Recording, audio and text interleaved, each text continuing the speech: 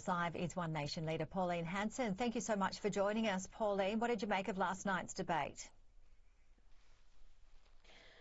Neither one, either Chalmers or Taylor, actually endeared me for me to trust or believe what they were telling us. I think there was a lot of lies being spread around and not enough accountability on either side. Chalmers said we were nearly heading $1 trillion debt under the coalition government. That's not true, because the coalition government debt was $600 billion when Labor took over in 2022, and that was driven up mostly by the COVID response, and that was supported by the Labor Party.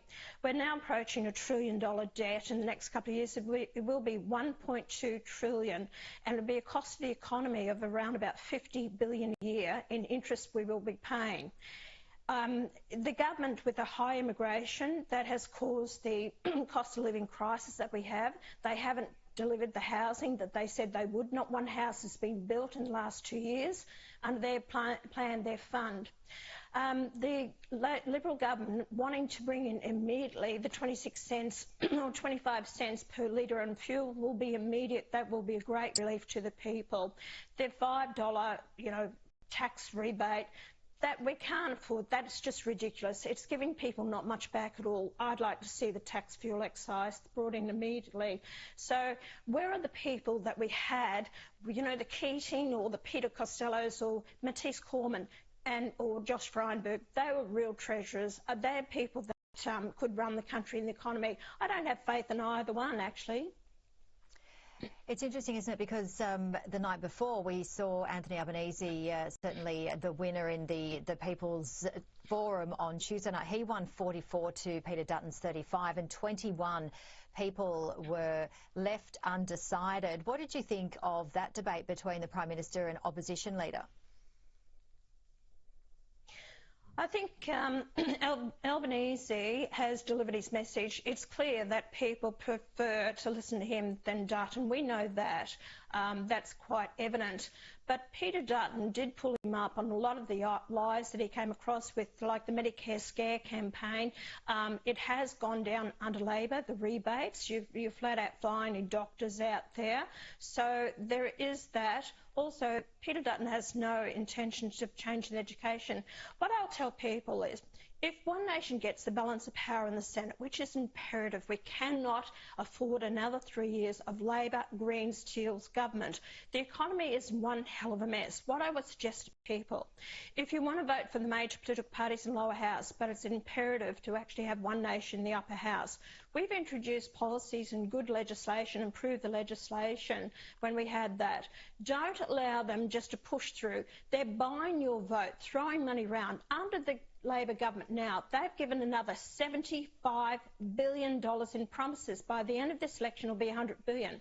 What Rudd has offered to the US is that we'll give you our critical minerals. They're selling our country out. The same as Ukraine now, to get a deal with the US, is to sell out their minerals. Minerals, our resources, is what keeps us afloat, and our agriculture. People must understand that. Debt for equity. If we can't pay down our debt, we are going to be lost, because they will come after our minerals. Consider it like your household. If you can't pay the debt in your household, pay your mortgage, they're going to come after you. And that's what's going to happen to our country. Until we get strong leadership, stop buying the votes out there. People understand what is happening to our country. We are losing it. People are in dire straits. Cost of living, they're in poverty. A lot of our kids can't afford, to eat. A lot of families can't afford to eat. In a country like Australia, this is purely because of government legislation and policies. They keep buying your vote, throwing money around. It's not their money, it's your money. Make sure you vote. With our uncertain global times, with what we're seeing with Donald Trump and his tariffs, it's very uncertain, as we know, and obviously with the cost of living crisis, we're seeing sugar hits by both parties being delivered, whether it's a fuel excise, whether it's a $150 energy rebate, and smaller taxes in 15 months' time. Which party do you believe is fit or the strongest to lead our country moving forward in these uncertain times and in a cost of living crisis? Definitely the coalition party. because they've proven that in the past, where they've always picked up. When Howard took over from Paul Keating, it was a $96 billion debt. John Howard, after 11 years, handed over to the Rudd-Gillard government a $20 billion surplus. When Chalmers tell you he brought down 2 surpluses, they found after they took over in 2022 a $50 billion surplus there that they never knew they had. They have been spending money as if it's just water trickling through their fingers. They can't manage the economy. This needs to be addressed, and I warn people here. The only way you will get it is to create more productivity, which we haven't. We've gone down in productivity, or you increase taxes. With the Greens-Teals Labor government, you will see heritage tax, or not a heritage, inheritance tax, or death duties introduced, or your taxes will go up.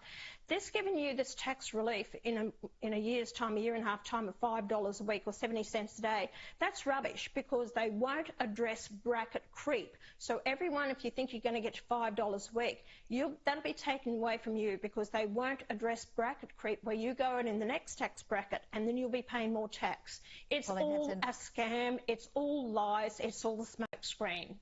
We've run out of time, but we really appreciate you joining us this morning on Sky News Breakfast. Thank you.